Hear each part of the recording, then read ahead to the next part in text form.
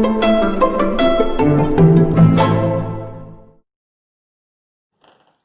Students, हम लोग comparing quantities पढ़ रहे थे और इसमें कई वीडियो मैंने अपलोड किए हैं, आपको समझ में आ रहे होंगे। अगर आपको वीडियो समझ में आ रहे हो तो इस चैनल को आप सब्सक्राइब करें और लाइक भी करें, जिससे आपको नए नए वीडियो के अपडेट मिलते रहें और आपकी मैथ्स अच्छी हो जाए।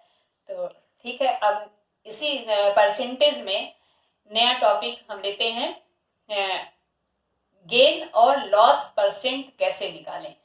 तो गेन और लॉस के लिए हमें क्या पहले मालूम होना चाहिए कि कॉस्ट प्राइस और सेलिंग प्राइस, या कोई भी चीज गेन और लॉस है तो उसका पहले प्राइमरी चीज हमको मालूम होना चाहिए। तो अगर मान लीजिए कि हमें गेन फाइंड करना है, ठीक है, तो गेन फाइंड करने के लिए गेन या प्रॉफिट,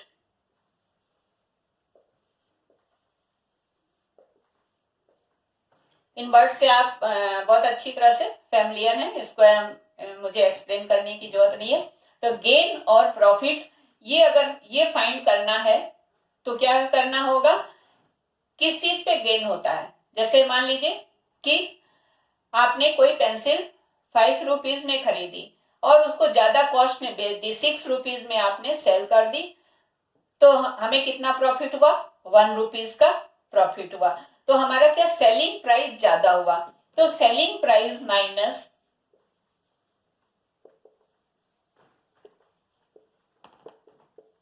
माइनस कॉस्ट प्राइस,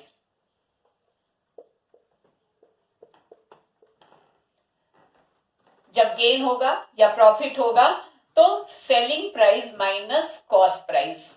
यहां पर क्या क्या होगा, selling price is greater than cost price. जब सेलिंग प्राइस ज्यादा होगा तभी तो गेन होगा, तभी प्रॉफिट होगा, ठीक है। अब लॉस देखिए, लॉस लॉस मतलब नुकसान। अगर नुकसान हो रहा है तो इसका मतलब क्या है, सेलिंग प्राइस कम है। उसी एग्जांपल को फिर से लेते हैं। जैसे मान लीजिए कि हमने 5 रुपीज में पेंसिल खरीदी तो 4 रुपीज में मेरे को बेचनी पड़ी किसी वजह से, तो हमें लॉस हुआ। तो क्या क्या करना होगा, तो cost price minus selling price.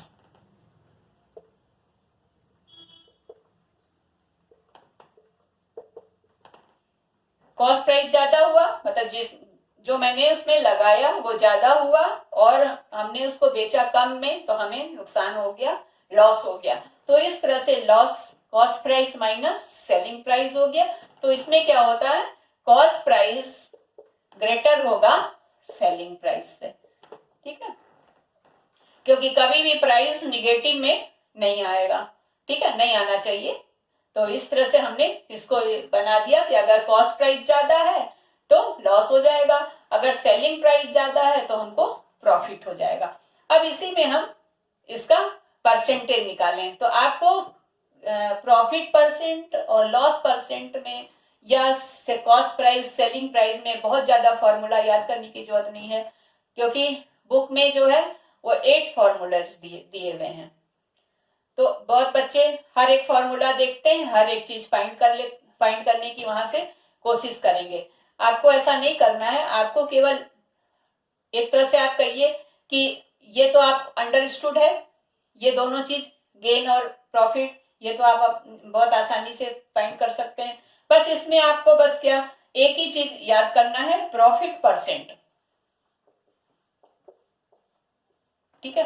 Profit percent, यहां पर क्या होगा, जो प्रॉफिट होगा और हमेशा परसेंट बेसिक पे निकलता है, तो बेसिक आपका क्या है, कॉस्ट प्राइस है, इंटू 100। ये आपका एक बेस फॉर्मूला है। इसी पे अगर हम यहाँ पे लॉस लिख दें, loss percentage equal to loss upon cost price into 100, तो ये इस तरह से लॉस परसेंट निकल सकता है, ठीक है। लिख लेते हैं, loss percent equal to loss upon cost price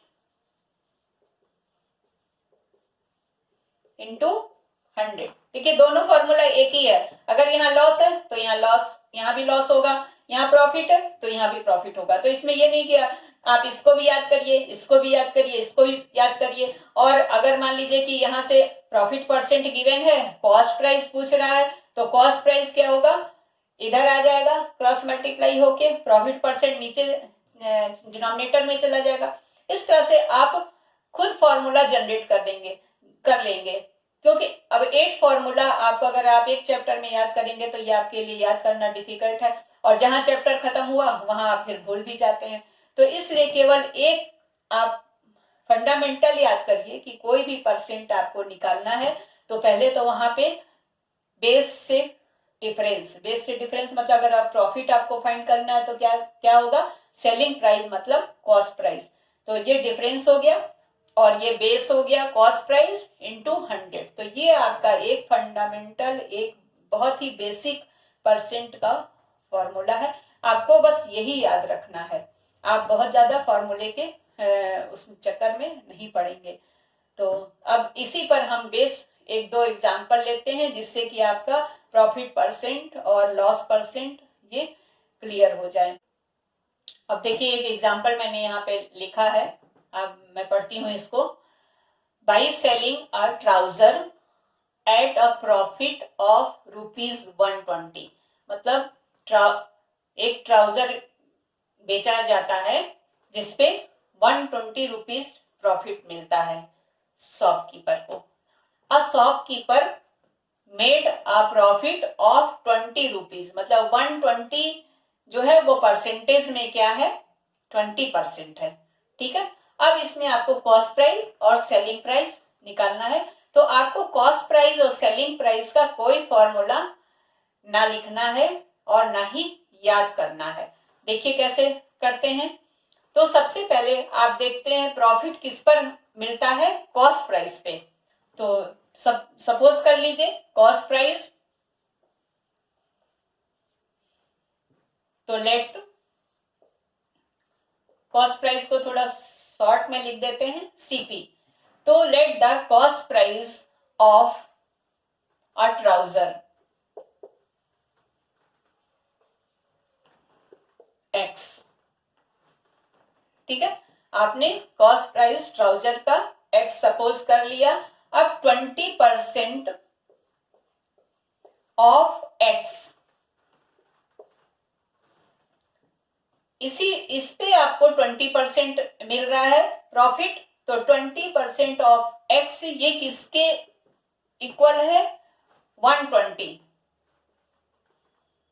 मतलब वही चीज आपको यहाँ 20% गिवन है और वही चीज आपको रुपीस में गिवन है। ठीक है, तो 20% किसका, कॉस्ट प्राइस का 20%। अब इसको आप सॉल्व करिए। तो 20% का मतलब 20/100 of multiply x equal to 120। ठीक है, इसको आप सॉल्व कर लीजिए। तो यहां से एक्स की वैल्यू क्या हो गई, आप इसको कैंसिल कर सकते हैं, 5 हो गया। तो x/5 इक्वल टू 120। तो यहां से x की वैल्यू क्या हो गई, 120 मल्टीप्लाई 5, 12 5 जा 60। तो x जो है 600 रुपीज, मतलब x आपको क्या मिल गया, आपने यहाँ क्या सपोज किया था, x कॉस्ट प्राइस। तो आपका कॉस्ट प्राइस क्या हो गया, कॉस्ट प्राइस ऑफ ट्राउजर क्या हो गया, ₹600। ठीक है, इस तरह से आपको अब कॉस्ट प्राइस का डायरेक्ट फॉर्मूला नहीं रखना पड़ा, आपने इसको सपोज किया और आपका कॉस्ट प्राइस आ गया। अब आपको कॉस्ट प्राइस ट्राउजर का मिल गया, सीपी इक्वल टू ₹600। ठीक है, तो अब आपको बी में क्या फाइंड करना है, सेलिंग प्राइस।